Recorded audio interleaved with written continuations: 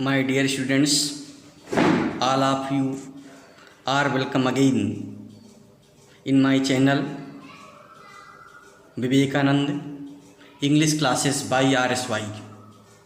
प्रिय छात्रों, आप सभी का मेरे इस अपने चैनल विवेकानंद इंग्लिश क्लासेस में स्वागत है।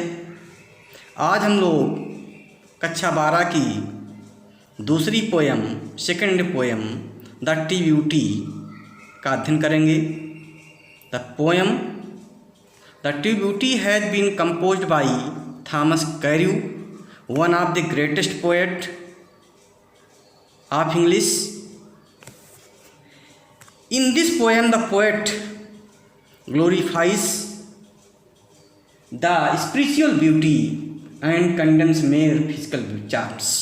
इस कविता में कवि जो है एक आध्यात्मिक सुंदरता का प्रशंसा करता है और केवल शारीरिक सुंदरता का आलोचना करता है।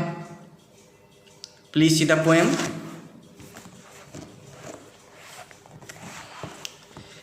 He that loves a rosy cheek, he that loves a rosy cheek, or a coral lip admires, or from star-like eyes the cheek, fuel to maintain his fires. As old times makes these decay, so his flames must waste away. But a smooth and fast mind, gentle thoughts and calm desires, hearts with equal love combined, kindle never dying fires.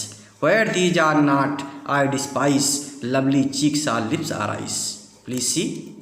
He, ये माने वह, that जो लफ्ज प्रेम करता है एक गुलाबी गाल से, शाब्दिक अर्थ देखेंगे, वो व्यक्ति जो एक गुलाबी गाल से प्रेम करता है, अर्थात बहुवचन में लेंगे इसको, वो व्यक्ति जो गुलाबी गालों से प्रेम करता है। Or a coral lip admires, या एक मूंगे जैसे ओठ की प्रशंसा करता है। आर अथवा, आर मतलब अथवा या, from star like eyes doth seek, या सितारों जैसी आँखों में तलाशता है। डथ मैंने डस, DOES डस, प्राचीन अंग्रेजी में DOES की जगह पर यहाँ ES होता तो वहाँ टीथ प्रयोग होता था, तो यहाँ पर डथ को डस मानेंगे आजकल का। सीख माने तलाश कहना, या सितारों जैसी आँखों में ढूंढता है, तलाश करता है। फ्यूल, फ्यूल माने ईंधन ढूंढता है। टू मेंटेन हिज फायर्स, अपनी फायर्स को मेंटेन करने के लिए, अपनी प्रेम की आग को कायम रखने के लिए ईंधन ढूंढता है। As old times makes this decay, जब वृद्धावस्था का समय आता है और ये सुंदरता नष्ट हो जाती है। सो माने तब या इसलिए, हिज फ्लेम्स, उसकी फ्लेम्स माने ज्वाला, प्रेम की ज्वाला, मस्ट वेस्ट अभी माने नष्ट हो जाती है। इसलिए उसकी प्रेम की ज्वाला जो इस सारी सुंदरता पर आधारित थी वो भी नष्ट हो जाती है या वो भी समाप्त हो जाती है। इस प्रकार से पहले स्टेंजा में कवि ने शारीरिक सौंदर्य का वर्णन किया है एक महिला की जो उसको अट्रैक्टिव या आकर्षक बनाती है। Please see the explanation of the poem. First you should right reference. You can write many types of reference. This stanza has been taken from the poem The Tea Beauty. ये stanza poem the T beauty से लिया गया है। Composed by Thomas कैर्यू द्वारा रचित है। इस प्रकार से लिख सकते हो, या दीज लाइन्स करके लिख सकते हो।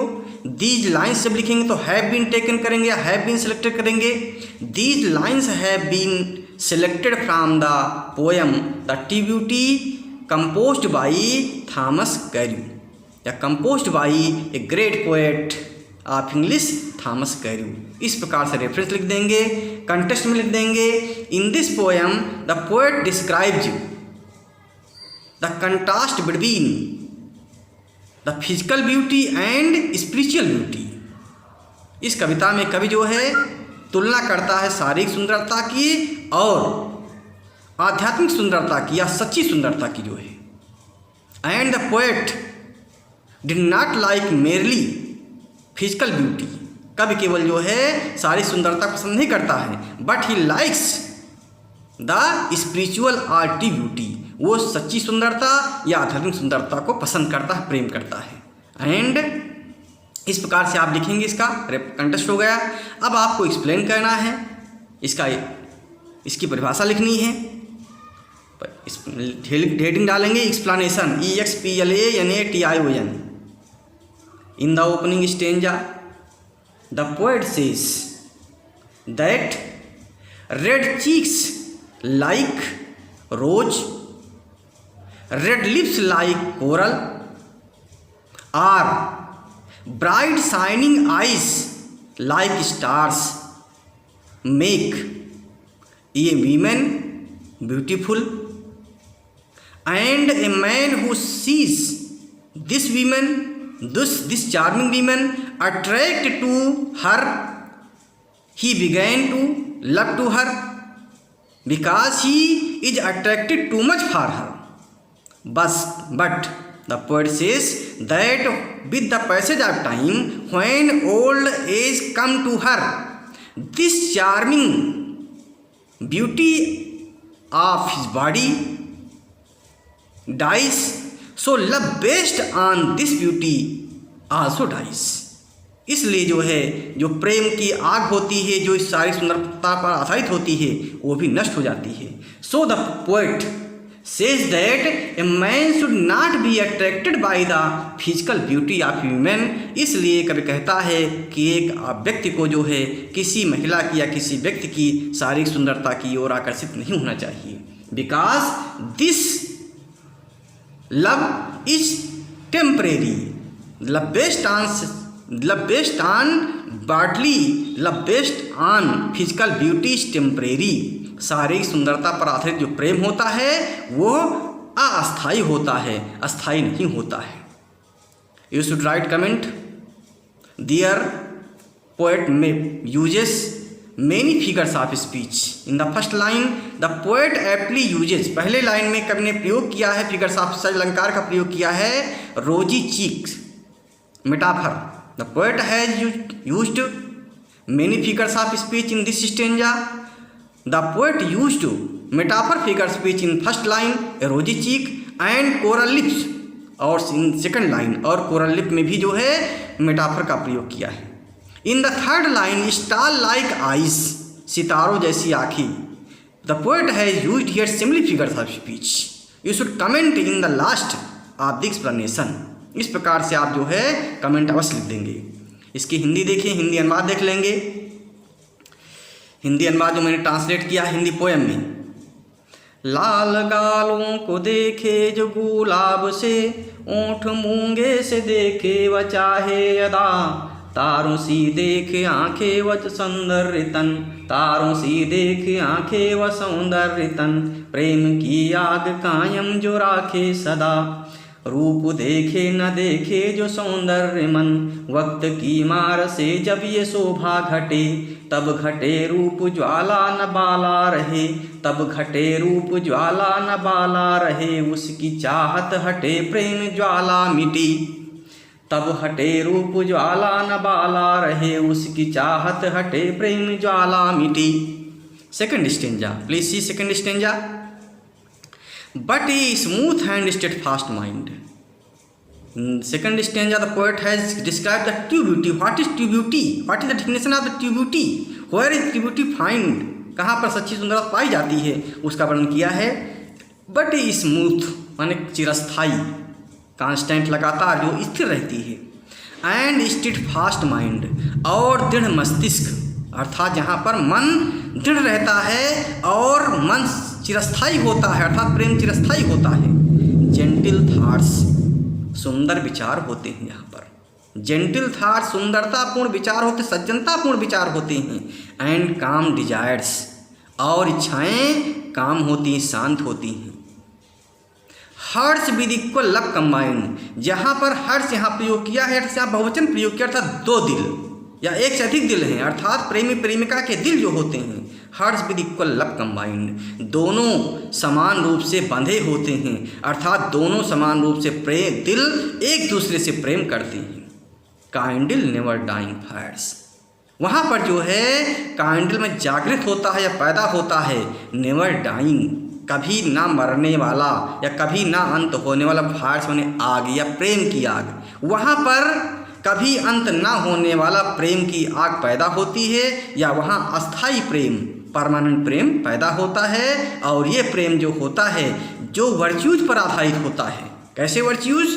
जहाँ पर but a smooth and steadfast mind, ऐसा प्रेम जो चिरस्थाई होता है, जहाँ पर दृढ़ विचार होते हैं, दृढ़ मन होता है, मन दृढ़ रहता है, स्थिर रहता है, जहाँ विचार सुंदर होते हैं, सज्जनतापूर्ण होते हैं, जहाँ इच्छाएं शांत होती हैं, अर्थात एक ऐसी महिला जिसकी इच्छाएं शांत हो, चंचल मन ना हो, प्रेम स्थिर रहे और जिसके अंदर सज्जनतापूर्ण विचार होते हैं और वह एक दूसरे से सच्चा प्रेम करते हैं, दिल से एक दूसरे से बंधे होते हैं, दिल एक दूसरे से मिले होते हैं, जहाँ पर ये बातें पाई जाती हैं वहाँ कभी अंत ना होने वाले प्रेम का जन्म होता है।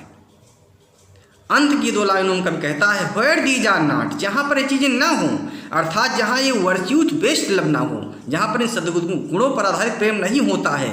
आई डिस्पाइस, मैं घृणा करता हूँ। डिस्पाइज मैंने हेट, घृणा करना, नापसंद करना।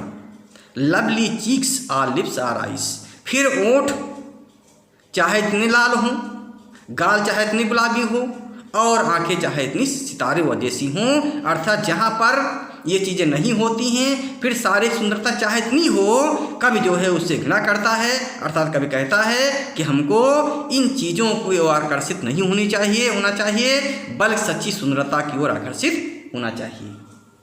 Please see the explanation in this stanza the poet describes some of the qualities of women which makes her really beautiful। इस स्टेंजा में कभी कुछ सद्गुणों का वर्णन करता है जो किसी को वास्तव में सुंदर बनाता है। She should have a constant and stable mind, उसके पास चिरस्थायी और दृढ़ मन होना चाहिए, स्थिर मन होना चाहिए। She should have gentle thoughts, उसके पास सुंदर सज्जनतापूर्ण विचार होने चाहिए। And her desire should be calm, उसकी इच्छाएं शांत होनी चाहिए।